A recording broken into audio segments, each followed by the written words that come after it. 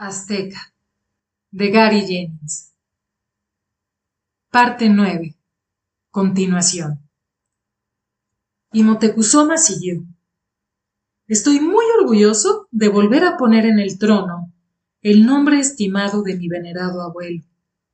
Estoy orgulloso de llamarme Moctezuma el joven. Y en honor de la nación que voy a guiar, una nación todavía más poderosa que en los tiempos de mi abuelo, mi primer decreto en este cargo que ya ocupo es no volver a llamar a los venerados oradores de los mexica por ese título, sino por otro todavía más adecuado. Él se volvió para dar la cara a la multitud que llenaba la plaza y levantando su bastón de oro, gritó: Desde estos momentos, mi pueblo, serás gobernado, defendido y guiado hasta alcanzar las más grandes alturas por Moctezuma Xocoyotzin, Sem Anáhuac Huey Tlatoani. Si a todos los que estábamos en la plaza nos hubieran arrullado hasta dormir, con todos esos discursos que tuvimos que aguantar por medio día, tendríamos que haber despertado con ese grito resonante que pareció hacer que toda la isla trepitara.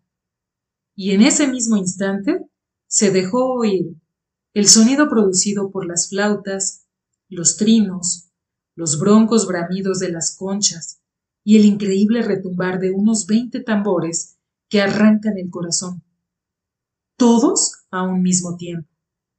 Pero creo que los músicos también podrían haber estado dormidos y que sus instrumentos hubieran permanecido mudos si no hubiera sido por el impacto que las últimas palabras de Moctezuma produjeron en todos nosotros. Entre nosotros los campeones águila nos intercambiábamos miradas y pude ver cómo los numerosos gobernantes extranjeros se intercambiaban gestos de desagrado. Aún la gente del pueblo se mostraba sorprendida por el anuncio del nuevo señor, y nadie estaba muy complacido ante esa audacia.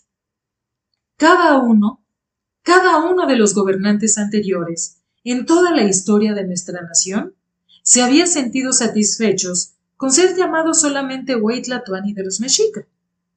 Pero Moctezuma acababa de extender su dominio hasta los horizontes más lejanos, en todas direcciones. Se acababa de conferir un nuevo título, venerado orador de todo el único mundo. Cuando arrastrando los pies llegué a mi casa esa noche, otra vez estaba ansioso por quitarme todo el plumaje que llevaba y meterme en una nube de limpio vapor. Así es que hice un simple saludo a mi hija, en lugar de cargarla y aventarla hacia arriba de mi cabeza para luego abrazarla, como acostumbraba hacer. Estaba sentada en el piso, sin ropa, y arqueaba el cuerpo hacia atrás mientras sostenía un tezcatl, espejo, tras su cabeza, tratando de mirarse su espalda desnuda, y estaba demasiado absorta en eso como para tomar en cuenta mi llegada. Encontré a Beu en la habitación de al lado y le pregunté qué estaba haciendo Cocotón. Está en la edad de hacer preguntas. ¿Acerca de espejos? Acerca de su propio cuerpo, dijo Beu, y añadió con desprecio. Su teñe cosquillosa le contó un sinnúmero de ignorantes conjeturas. ¿Sabes que una vez Cocotón le preguntó que por qué a ella no le colgaba nada enfrente como lo que tenían sus compañeritos de juegos? ¿Y sabes lo que le dijo Cosquillosa? Que si Cocotón era buena en este mundo, ella sería recompensada en la otra vida al reencarnarse siendo un niño. Como estaba muy cansado y malhumorado, y no muy contento con la carga de mi propio cuerpo, solo murmuré: nunca sabré por qué las mujeres pueden pensar en que sea una recompensa el nacer hombre. Es exactamente lo que le dije a Cocotón, dijo Beu con afectación, que una mujer es muy superior. También está más bien hecha, no teniendo una excrescencia como ese colgajo de enfrente. ¿Y está tratando de ver si en su lugar no le crece una cola por detrás? Pregunté, indicando a la niña que trataba de verse la parte baja de su espalda con el espejo. No, es solo que se dio cuenta de que cada uno de sus compañeros de juego tiene la Tlazihuitztli y me preguntó si ella también tenía una, pues no se había dado cuenta. Así es que está tratando de examinarla. Quizás ustedes, reverendos frailes, como todos los españoles que han llegado recientemente, no estén familiarizados con la Tlazihuitztli, marca, pues tengo entendido que los niños blancos no la tienen. Y si es que aparece en los cuerpos de sus negros, supongo que no se notará. Pero todos nuestros infantes nacen con ella. Una mancha oscura, como si fuera un moretón en la parte baja de la espalda. Puede ser tan grande como un platito, o tan pequeña como una uña, y no puede tener ninguna función, aunque gradualmente disminuye hasta borrarse, pues a los 10 años más o menos desaparece totalmente. Le dije a Cocotón, continuó Beu, que cuando la Tlazihuitztli desapareciera, ella sería una pequeña señora. ¿Una señora a los 10 años de edad? No le des unas ideas tan caprichosas. Beu dijo con altivez, como algunas ideas tontas que tú le das a... ¿Yo? Exclamé perplejo. Yo siempre he contestado a sus preguntas de la manera más honesta que he podido. Cocotón me dijo que un día, que la llevaste a pasear al nuevo parque de Chapultepec, ella te preguntó por qué el pasto era verde, y que tú le respondiste que para que ella no caminara en el cielo por error. Oh, dije, bueno, fue la respuesta más honesta que pude encontrar. ¿Sabes alguna otra mejor? El pasto es verde, dijo Beu autoritariamente, porque los dioses han decidido que sea así. Yo dije, ya, eso nunca se me hubiera ocurrido. Tienes razón, asentí con la cabeza. No hay duda de eso. Ella sonrió complacida de su sabiduría y de sus conocimientos. Pero dime, ¿por qué los dioses escogieron el verde en lugar del rojo, o el amarillo, o algún otro color? Su ilustrísima llega a tiempo para esclarecerme algo. En el tercer día de la creación, ¿no es así? Según usted ha recitado las palabras de nuestro Señor Dios, a cada cosa que se arrastra por la tierra, yo le he dado cada una de las hierbas verdes. Uno difícilmente podría diferir de eso. Que la hierba es verde es evidente, hasta para uno que no es cristiano. Y por supuesto, nosotros los cristianos sabemos que nuestro Señor Dios la hizo así. Yo simplemente me pregunto, ¿todavía? Después de todos los años que han pasado desde que mi hija lo inquirió, ¿por qué nuestro Señor Dios la hizo verde en lugar de Motecuzoma? ¿Que cómo era? Ya entiendo. A su ilustrísima le interesa oír cosas más importantes. Usted se impacienta, con mucha razón, al escuchar trivialidades como el color de la hierba y esas pequeñas y queridas cosas, que a través de los años recuerdo de mi pequeña familia. No obstante, el gran señor Motecuzoma, en cualquier lugar que yazca olvidado ahora, no es más que una tiznada materia descompuesta enterrada, y quizás solamente discernible por la hierba que crece brillantemente verde en el lugar en que él yace. Para mí, parece que el Señor Dios tomó más cuidado en mantener su hierba verde que lo que él se preocupa por mantener verde el recuerdo de los grandes nobles. Sí, su ilustrísima. Cesaré ya en mis vanas reflexiones. Echaré mi mente hacia atrás para satisfacer su curiosidad acerca de la naturaleza del hombre Motecuzoma Xocoyotzin. Y ese hombre era solamente eso, un simple hombre. Como ya lo he dicho, él era aproximadamente un año más joven que yo, lo que quiere decir que cuando él tomó el trono de los Mexica, o de todo el único mundo, como lo haría, tenía 35 años. Tenía el promedio de estatura de los mexica, pero su cuerpo era tan delgado y su cabeza tan chica, la desproporción le hacía parecer mucho más chaparro de lo que en realidad era. Su complexión era fina, de un color de cobre pálido. Sus ojos tenían un brillo frío, y hubiera podido ser guapo si no hubiera sido por su nariz, que era demasiado chata, pues sus aletas se extendían muy abiertas. En la ceremonia de coronación, cuando Moctezuma se quitó los mantos negro y azul, que significaban humildad, estaba envuelto en unas vestiduras que sobrepasaban toda riqueza, y allí mismo quedó establecido la clase de gusto con que se favorecería a partir de entonces. En cada una de sus apariciones en público, cada uno de sus trajes era diferente de los otros en diseño y en cada detalle, pero su suntuosidad era siempre más o menos como la que voy a describir. Usaba ya sea una maxtlatl de suave piel roja o de algodón ricamente bordado, cuyos extremos le colgaban hasta las rodillas, adelante y atrás.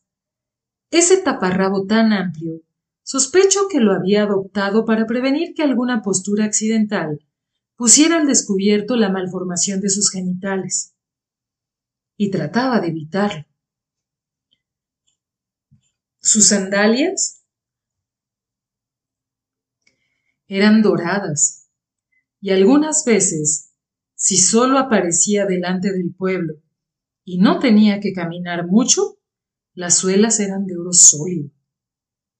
Utilizaba toda clase de adornos, como una cadena de oro con medallón sobre el pecho que lo cubría casi totalmente, un pendiente para su labio inferior, hecho de cristal, que envolvía una pluma del pájaro pescador, orejeras de jade y turquesa en la nariz.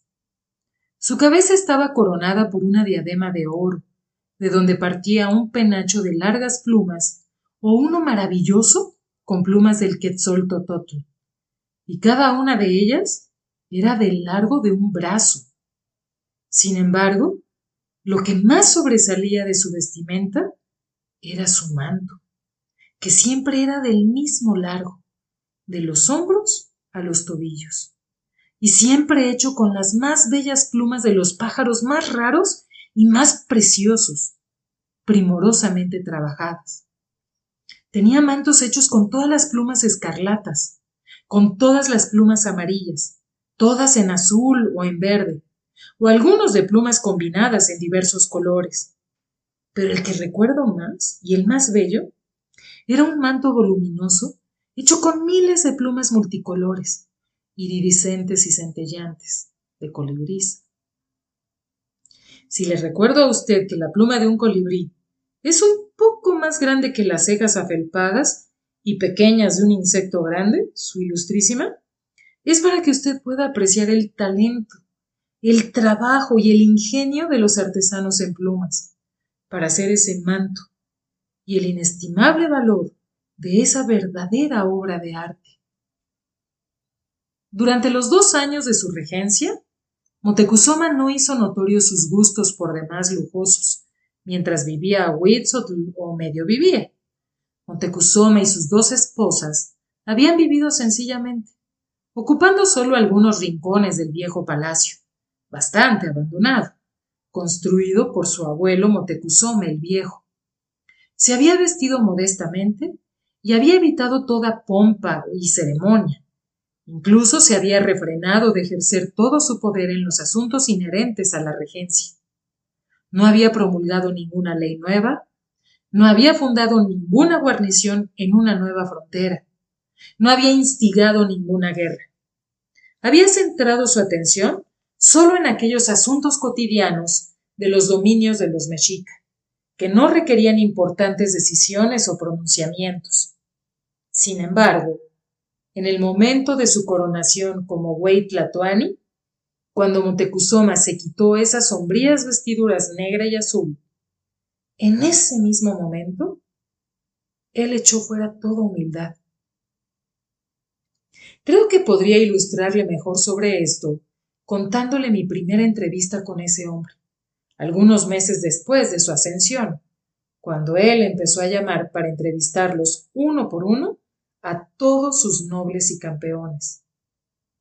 Expresó su deseo de llegar a ser familiar a aquellos subordinados que solo conocía por nombre o en la lista oficial. Pero yo creo que su verdadera intención era impresionarnos con su nuevo aire de majestad y magnificencia, y que le llegáramos a temer. Bueno, el caso es que cuando él terminó de entrevistar a todos los cortesanos, nobles, hombres sabios, sacerdotes, brujos y adivinos, llegó por fin a los campeones águila, y solo fue cuestión de tiempo que me llamara a su presencia. Así es que una mañana me presenté en palacio. Llegué otra vez sintiéndome incómodo bajo el resplandor de mi uniforme emplumado, cuando el mayordomo de palacio, que estaba afuera del salón del trono, me dijo: ¿Sería usted tan amable, mi señor campeón Águila Mixtli, en despojarse por sí mismo de su uniforme? No, dije llanamente. Me costó mucho trabajo ponérmelo. Mi señor, dijo tan nervioso como un conejo, esta es una orden que dio personalmente el venerado orador. Si usted es tan amable de quitarse el yelmo de cabeza de águila, el manto y las sandalias de garras, usted puede cubrir la armadura acojinada con esto. ¿Con estos harapos?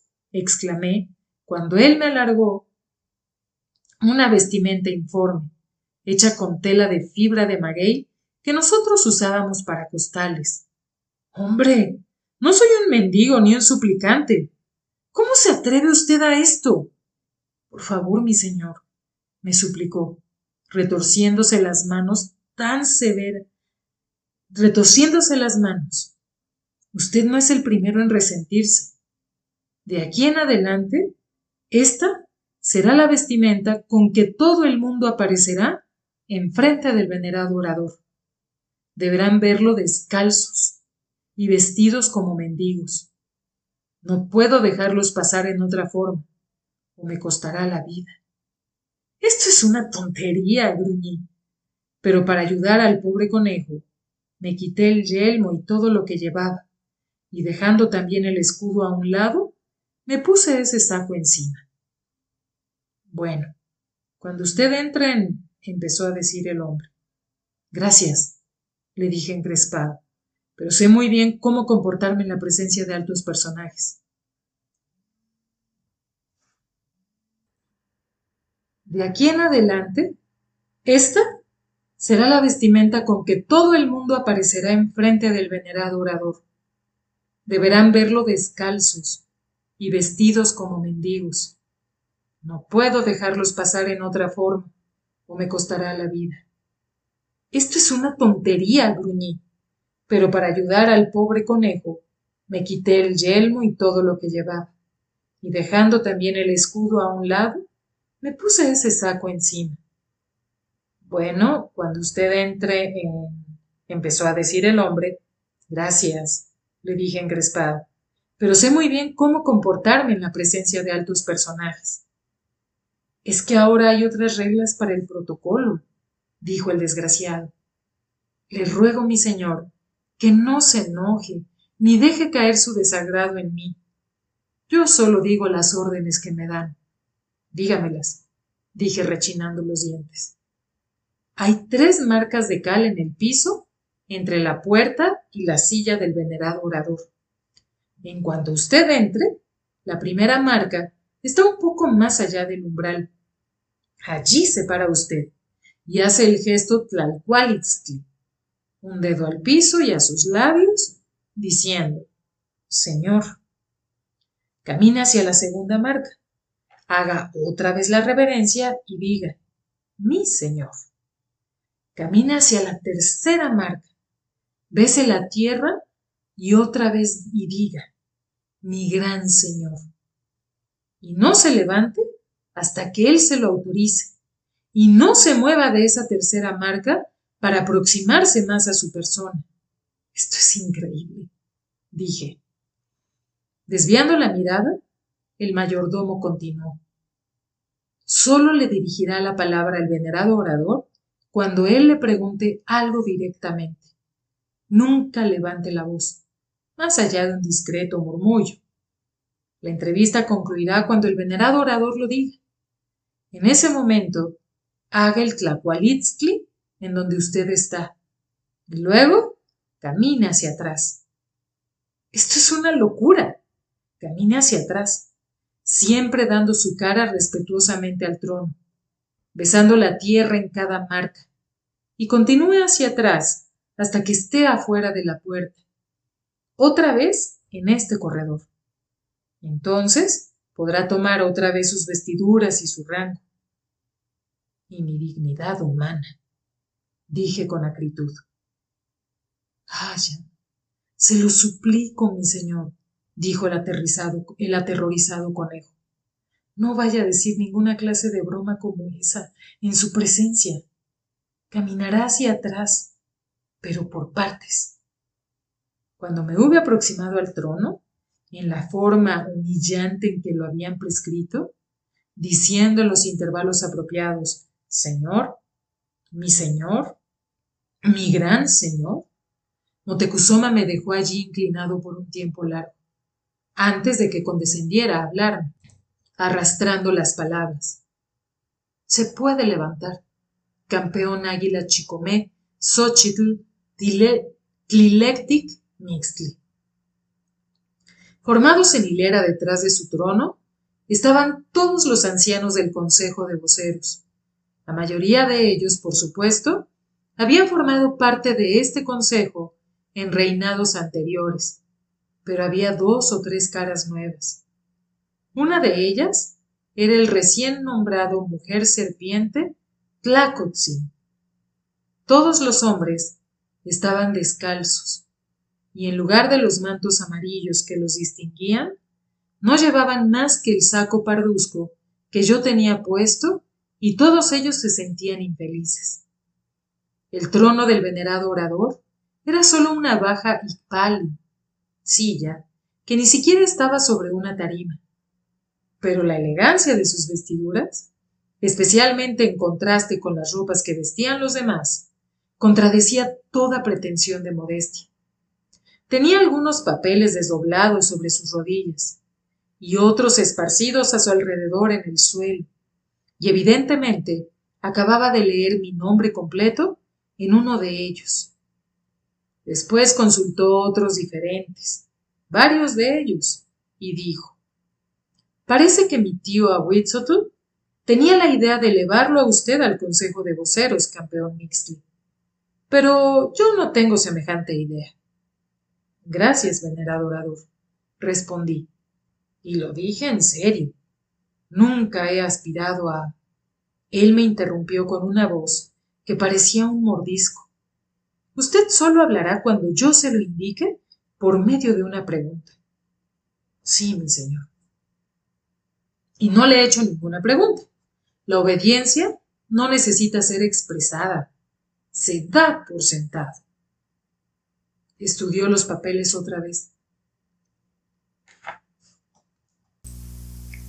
Estudió los papeles otra vez mientras yo me quedaba allí parado, mudo y muerto del coraje. Una vez había pensado que Ahuitzotl era tontamente pomposo, hablando siempre de sí mismo como nosotros, pero viéndolo retrospectivamente, entonces me pareció humano y hasta campechano comparándolo con ese sobrino suyo, tan frío y tan distante. Sus mapas y las rutas de sus viajes son excelentes, campeón Mixtli. Este de Tlaxcala será utilizado inmediatamente, ya que planeo una nueva guerra que pondrá fin a todas las provocaciones de esos texcalteca. También tengo aquí sus mapas de rutas comerciales del sur, todo el camino hasta la nación maya, todo soberbiamente detallado. Muy buen trabajo, en verdad. Hizo una pausa y después dejó caer su mirada fría sobre mí. Debe de decir gracias cuando su venerado orador le cumplimente. Como era debido, dije gracias, y Moctezuma continuó. Tengo entendido que en los siguientes años en que presentó a mi tío estos mapas, hizo usted otros viajes. Él esperó un momento y como vio que yo no contestaba, me ladró. ¡Hable! No me ha hecho ninguna pregunta, mi señor. Sonriendo sin ningún sentido del humor, dijo con mucha precisión. ¿Hizo usted también durante esos viajes siguientes otros mapas? Sí, señor orador, ya sea durante el camino o inmediatamente al volver a mi casa, mientras todavía tenía frescos en mi memoria todos los detalles del paisaje. Debe entregar todos esos mapas aquí, en el palacio. Podré utilizarlos cuando alguna vez haga la guerra en otros lugares, después de Tlaxcala. Yo no dije nada. La obediencia se daba por sentada. Él continuó. Tengo entendido también que usted domina admirablemente los lenguajes de muchas provincias. Él esperó otra vez. Yo dije, gracias, señor orador. Él me regañó. Eso no era un cumplido. Usted dijo admirable, mi señor. Algunos miembros del Consejo de Voceros levantaron sus ojos al techo y otros los cerraron con fuerza. Deje de insolentarse. ¿Cuántas lenguas habla? Del náhuatl hablo el culto y el popular que se usa aquí en Tenochtitlán, incluso el más refinado náhuatl de Texcoco y varios de los rudos dialectos que se hablan en naciones extranjeras como Tlaxcala. Impacientemente, Moctezuma tamborileó con sus dedos en su rodilla. Hablo fluidamente el lochi de los zapoteca, y no tan fluidamente muchos de los dialectos poré de Michoacán. También puedo hacerme entender en el lenguaje de los maya y en numerosos dialectos que derivan del maya. Sé algunas palabras en otomite y es suficiente, dijo Moctezuma cortante. Quizás le dé una oportunidad para que practique sus talentos cuando haga la guerra en aquellas naciones en donde no sé cómo se diría ríndanse, pero de momento sus mapas son suficientes. Dese prisa en entregarlos. Yo no dije nada. La obediencia se daba por sentada. Algunos de los ancianos estaban moviendo sus labios silenciosamente hacia mí, con urgencia, y yo me preguntaba el por qué, hasta que Moctezuma casi me gritó: «Puede irse, campeón Mixtli». Caminé fuera de la sala del trono como me habían dicho que hiciera. Ya en el corredor me quité el saco de mendigo y dije al mayordomo: «Ese hombre está loco, pero no sé qué es, ¿un tiahuele o solo un xolopitli?». Esas dos palabras en náhuatl se usan para un hombre loco. Xolopitli solo significa un inocuo retrasado mental, y tlahuele significa que es un maniático delirante y peligroso.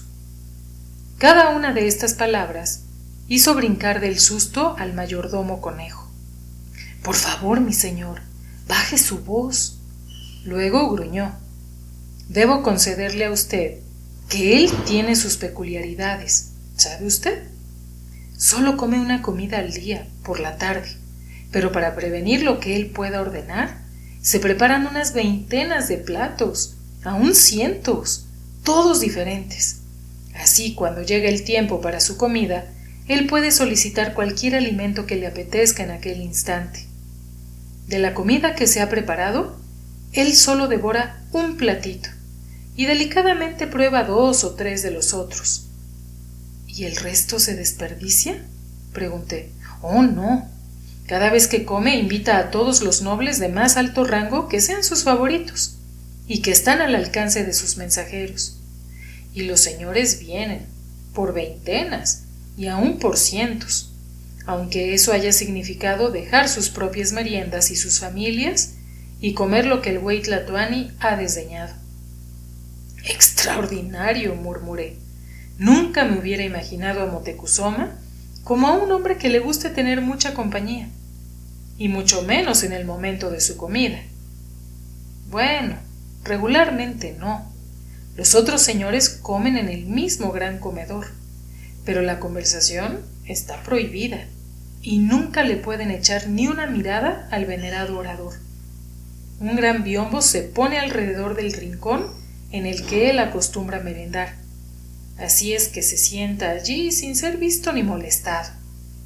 Los otros señores ni siquiera notarían su presencia, a no ser porque de vez en cuando Motecuzoma se siente especialmente complacido con algún platillo, lo manda alrededor del comedor, y todos deben probarlo. Ah, entonces él no está loco, dije. Recuerde que siempre se ha murmurado que el Hueytlatoani Tishoc murió envenenado. Lo que usted acaba de decir puede sonar excéntrico y extravagante, pero también puede ser que el astuto Motecuzoma se esté asegurando de no irse como se fue su tío Tishoc.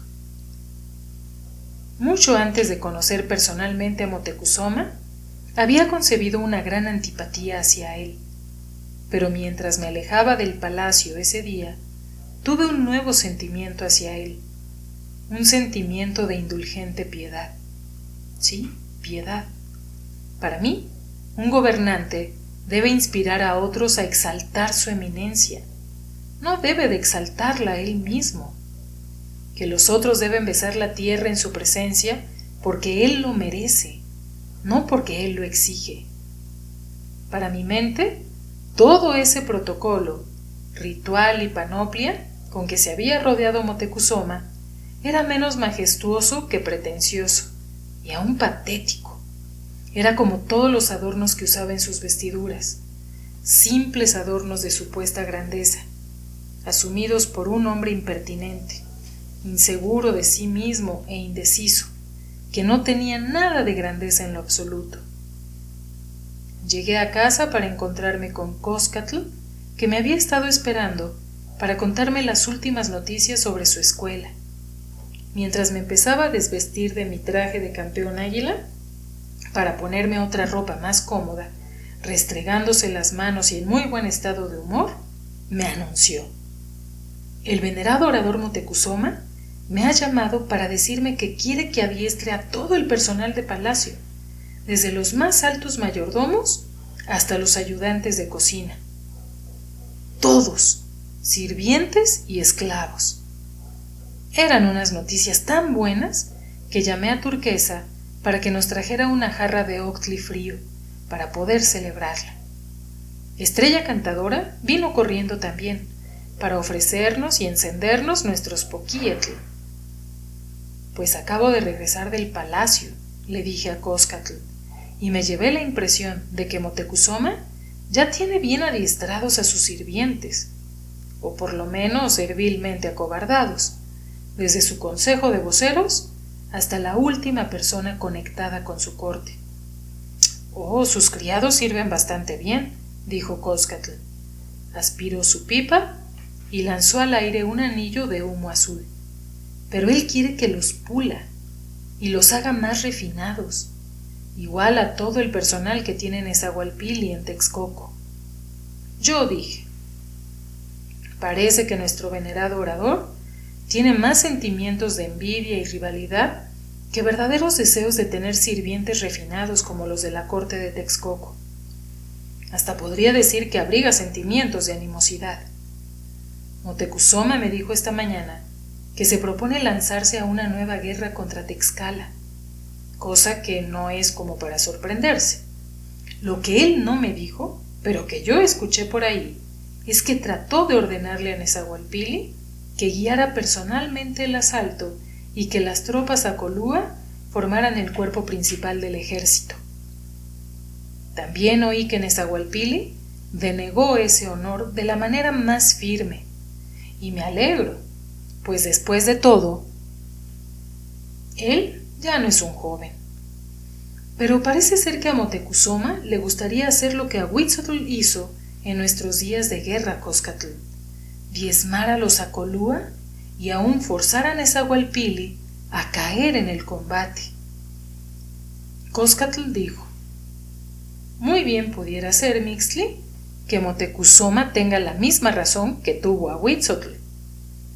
Bebí un reconfortante trago de Octli y dije: ¿quieres decir lo que temo oír? Coscatl asintió. Aquella niña novia que una vez fuera esposa de Nezahualpilli, y que su nombre no debe mencionarse jamás, siendo la hija de Ahuitzotl, era la prima de Motecuzoma, y quizás algo más que una prima para él, porque es mucha coincidencia que inmediatamente después de su ejecución, él tomara las vestiduras negras del sacerdocio y del celibato. Yo dije: una coincidencia que en verdad invita a hacer especulaciones, y me acabé mi copa de Octli, lo que me animó lo suficiente como para decir: bien, hace ya mucho tiempo que él dejó el sacerdocio, y en estos momentos tiene 2 esposas legales, y tendrá más. No perdamos la esperanza de que al fin deje a un lado su animosidad hacia Nezahualpilli, y esperemos que él nunca llegue a averiguar la parte que nos correspondió, a ti y a mí, en la caída de su prima. Coscatl dijo alegremente: no te preocupes por eso. El buen Nezahualpilli siempre ha guardado silencio acerca de nosotros. Ahuitzotl nunca nos relacionó con ese asunto. Motecuzoma tampoco. O si no, él no estaría patrocinando mi escuela con tanto empeño. Yo dije con alivio: probablemente tienes razón. Luego reí y continué: parece que en estos momentos nada te afecta. Estás más allá de toda preocupación y aún de dolor. Y apunté con mi poquietl: ¿no te das cuenta de que te estás quemando? Aparentemente no se había dado cuenta de que la mano que sostenía su caña encendida la había bajado de tal manera que las brasas ardientes estaban en contacto directo sobre su otro brazo. Cuando le hice notar eso, él tiró lejos su poquietl y miró con mal humor la roja ampolla que se levantaba en su piel. Algunas veces mi atención se concentra tanto en algo, murmuró, que no me doy cuenta de estas pequeñeces. ¿Pequeñeces?, dije. Eso debe de dolerte más que una picadura de avispa. Déjame llamar a Turquesa para que traiga un ungüento. No lo hagas. No me duele en lo absoluto, contestó él y se puso de pie. Te veré pronto, Mixtli. Él iba saliendo de la casa cuando Beurribé regresaba de algún mandado. Como de costumbre, Coscatl la saludó efusivamente, pero ella pareció inquieta al sonreírle, y cuando él se fue, ella me dijo: me encontré con su esposa en la calle y conversamos un rato. Kekelmiki debe saber que yo estoy informada de todo acerca de Coscatl, su herida y la clase de matrimonio que llevan. Sin embargo, estaba radiante de felicidad y me miró con cierto desafío para ver si me atrevía a decirle algo.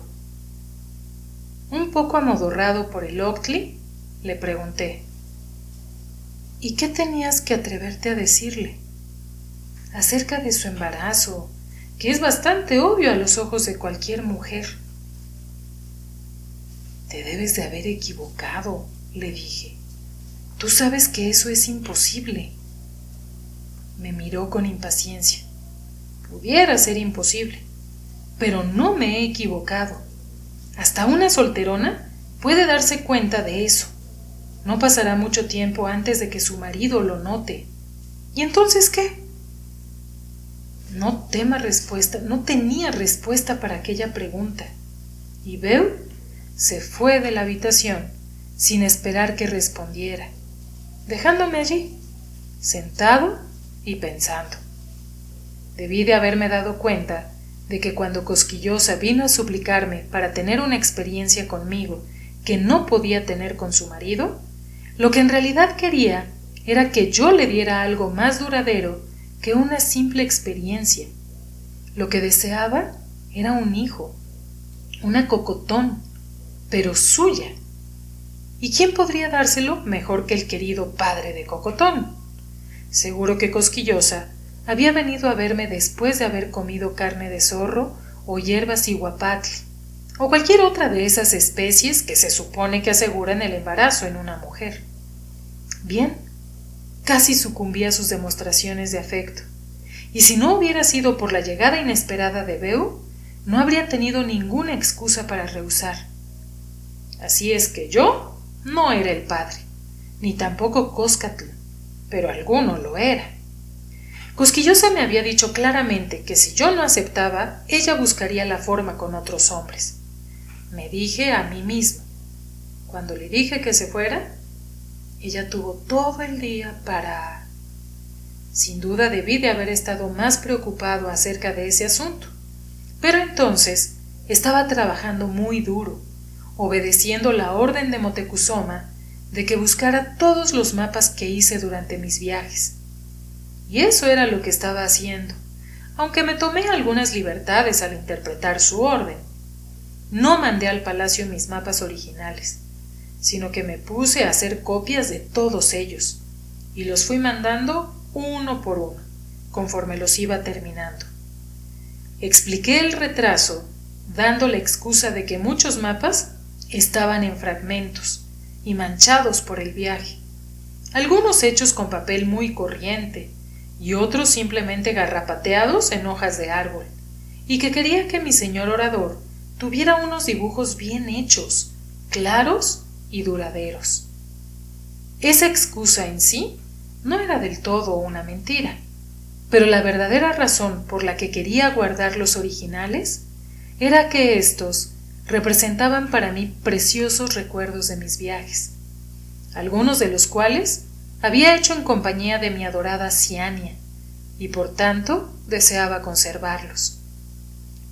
También, quizás, alguna vez quisiera volver a viajar por esos caminos otra vez, y seguir caminando, sin querer volver, si el reinado de Motecuzoma hacía de Tenochtitlán un lugar incómodo para mí.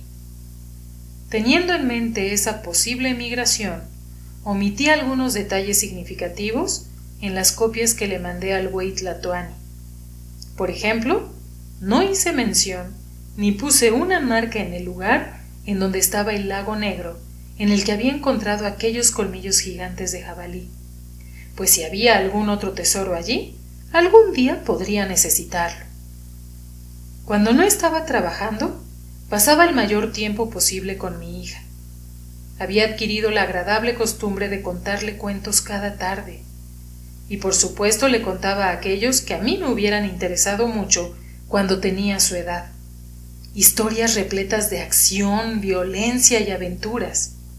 De hecho, muchas de esas historias eran verdaderas experiencias por las que yo había pasado, ligeramente adornada la verdad o ligeramente atenuada, según el caso. Esa clase de cuentos requerían que frecuentemente tuviera que rugir como un jaguar enloquecido, o chillar como lo haría un mono araña enojado, o aullar como un coyote melancólico. Cuando Cocotón temblaba ante algunos de los sonidos que hacía, me sentía muy orgulloso por el talento que tenía para contar una aventura tan vívidamente que un oyente podía casi compartirla. Pero un día, en que la niñita vino en el tiempo acostumbrado para que la entretuviera, me dijo casi solemnemente: ¿podríamos hablar, Tata, como personas mayores? Yo estaba muy divertido ante esa grave formalidad con la que me hablaba una niña de escasos 6 años, pero le contesté casi tan gravemente: podemos hacerlo, migajita. ¿Qué me quieres decir? Quiero decirte que no creo que esas historias que me cuentas sean las más adecuadas para una niña. Un poco sorprendido y aún herido, dije: a ver, dime tus quejas sobre esas historias tan poco adecuadas. Ella dijo, como si estuviera apaciguando a un chiquillo petulante más joven que ella: estoy segura de que son muy buenas historias. Estoy segura de que un niño estaría encantado de oírlas. Yo pienso que a los niños les gustan que los asusten. Mi amigo Chacalín, y movió su manita en dirección de la casa de los vecinos, algunas veces hace ruidos de animales, y sus propios ruidos le espantan, que hasta se pone a llorar. Si quieres, Tata, lo traeré todas las tardes para que él oiga tus cuentos en mi lugar. Yo dije, quizás un poco enojado. Chacalín tiene su propio padre para que le cuente historias, y sin duda muy emocionantes, acerca de sus aventuras como comerciante en cerámica, en el mercado de Tlatelolco. Pero, Cocotón, nunca he notado que tú llores cuando te cuento una historia. Oh, no lo haría, no enfrente de ti. Lloro en la noche, cuando estoy sola en mi cama. Entonces recuerdo los jaguares, las serpientes y los bandidos, y en la oscuridad se ven como si estuvieran vivos, y sueño que tratan de agarrarme. Oh, mi niñita querida, exclamé atrayéndola hacia mí. ¿Por qué no me habías dicho nada antes? No soy muy valiente, dijo escondiendo su cara en mi hombro. No con animalotes, ni con papás grandes tampoco. De ahora en adelante, le prometí, voy a tratar de parecer más pequeño, y no te contaré más cuentos de bestias y bandidos. ¿Qué clase de cuentos prefieres? Lo pensó seriamente y luego me preguntó tímidamente: Tata, ¿alguna vez has tenido alguna aventura fácil? No pude pensar en una respuesta inmediata. Ni siquiera podía imaginarme lo que quería decir por una aventura fácil, a menos de que se refiera a algunas que le pudieran haber pasado al padre de Chacalín, como vender un cacharro rajado sin que el cliente se hubiera dado cuenta.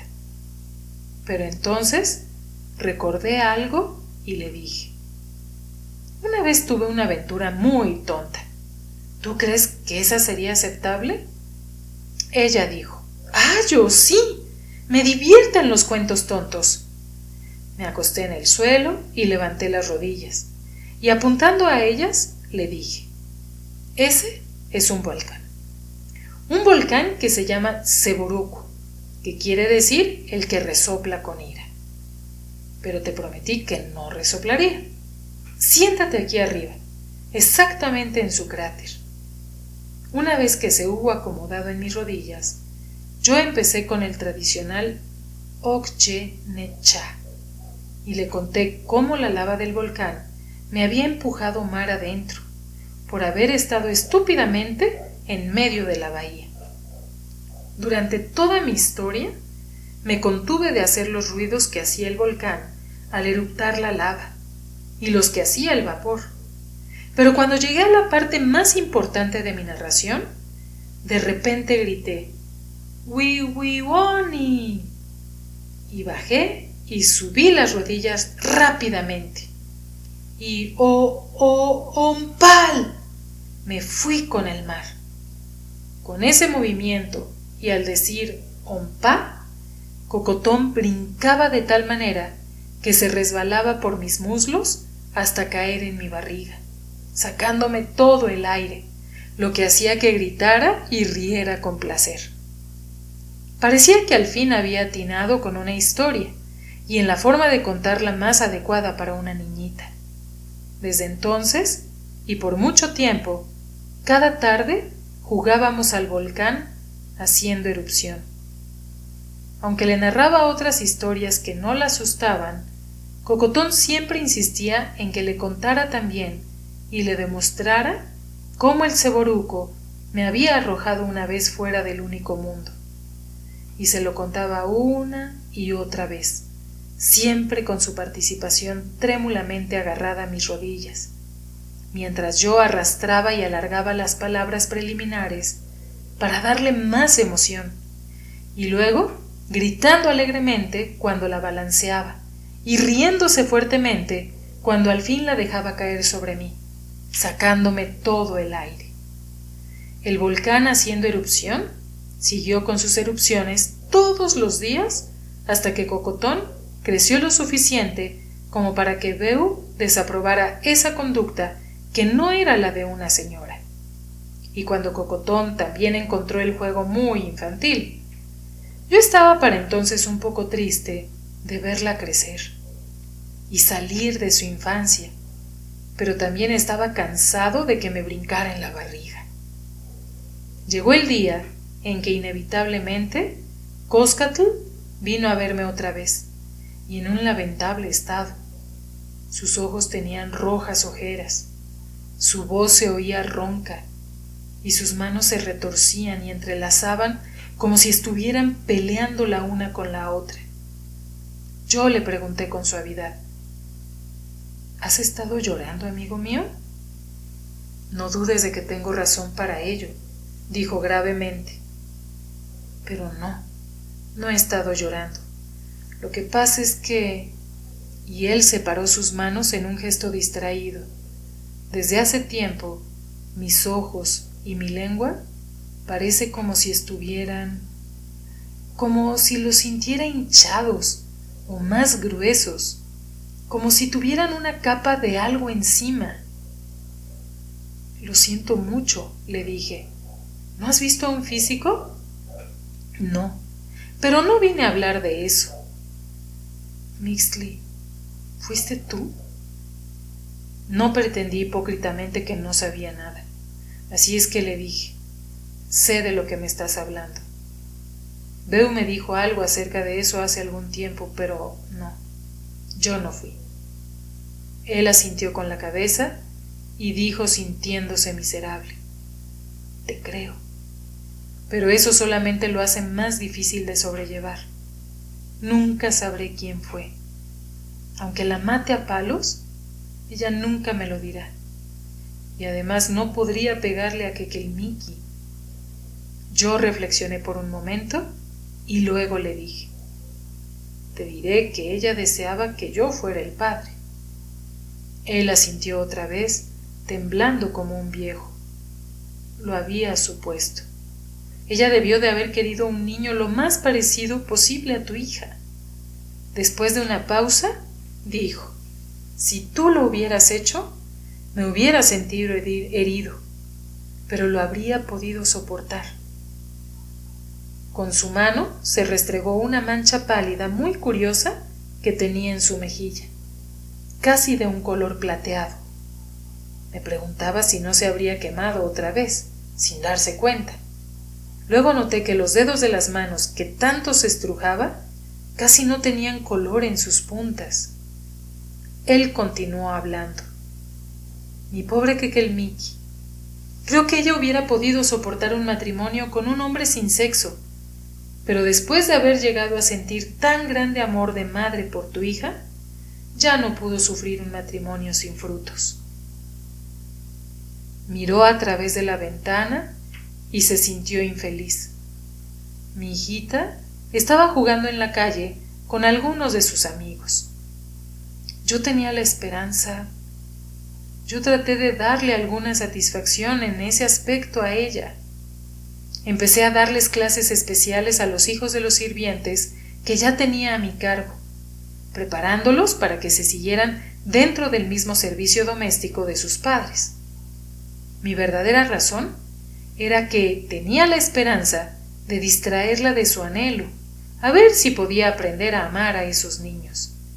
Pero como ellos eran los hijos de otras gentes, y ella no los quería desde que eran pequeños como Cocotón.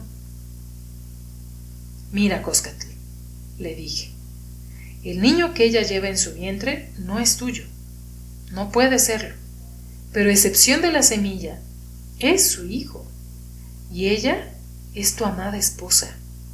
Suponte que te casaste con una viuda madre de una criatura. Dime, ¿sufrirías estos tormentos si ese hubiera sido el caso? Ella ya ha tratado ese argumento conmigo, dijo con aspereza. Pero en ese caso, como tú lo puedes ver, yo no tendría por qué sentirme traicionado, como me siento ahora después de todos esos años de felicidad conyugal. Bueno, por lo menos yo era feliz. Recordé los años durante los cuales Ciania y yo habíamos sido completamente el uno para el otro, y traté de imaginarme cómo me habría sentido si ella me hubiese sido infiel. Y al fin le dije: amigo mío, sinceramente te comprendo. Sin embargo, ese niño será el hijo de tu esposa, y ella es una mujer muy hermosa, por lo que es casi seguro que el niño también lo será. Casi te puedo asegurar que pronto lo aceptarás, e incluso lo llegarás a amar. Yo sé cuán bondadoso eres, y sé que puedes amar a una criatura sin padre, tan profundamente como amaste a mi hija cuando perdió a su madre. No exactamente sin padre, refunfuñó. Será el hijo de tu esposa, persistí. Tú eres su marido. Tú serás su padre. Si ella no ha dicho quién es el padre, ni siquiera a ti, es muy difícil que se lo diga a otra persona. ¿Y quién conoce las condiciones físicas en que te encuentras? Veo y yo. Sí, pero puedes estar seguro de que nunca diremos una palabra acerca de eso. Lotón de Sangre hace ya mucho tiempo que murió, lo mismo que aquel viejo físico de palacio que atendió tu herida. No puedo pensar en ninguna otra persona que... Yo sí, me interrumpió ásperamente. El hombre que es el padre, que muy bien pudiera ser un borracho de Oakley, que en meses pasados se ha estado vanagloriando de su conquista en todas las casas para beber que hay en la isla. Quizás algún día se presente en nuestra casa y venga a demandar. Yo dije: uno debe suponer que Cosquillosa fue discreta y escogió bien al hombre, aunque personalmente yo no estaba muy seguro de eso. Y hay otra cosa también, continuó Coscatl. ¿Tú crees que volverá a estar satisfecha por mucho tiempo con la clase de sexo que yo le ofrezco? ¿Tú crees que no volverá a buscar a un hombre otra vez? Ahora que ella ha disfrutado el sexo normalmente, yo le dije con severidad: te estás ahogando en una taza de agua. Probablemente todas esas posibilidades nunca lleguen a suceder. Ella deseaba un hijo, eso es todo. Ahora ella lo tendrá. Puedo asegurarte que las nuevas madres tienen muy poco tiempo de ocio para dedicarse a la promiscuidad. Y ya, se quejó roncamente. Desearía que tú fueras el padre, Mixley. Si supiera el que había hecho eso era mi viejo amigo. Oh, claro que hubiera tomado tiempo, pero habría llegado a estar en paz conmigo mismo. Basta, Coscatl. Él me estaba haciendo sentir doblemente culpable, porque casi me acuesto con su esposa, y porque no me había acostado con ella.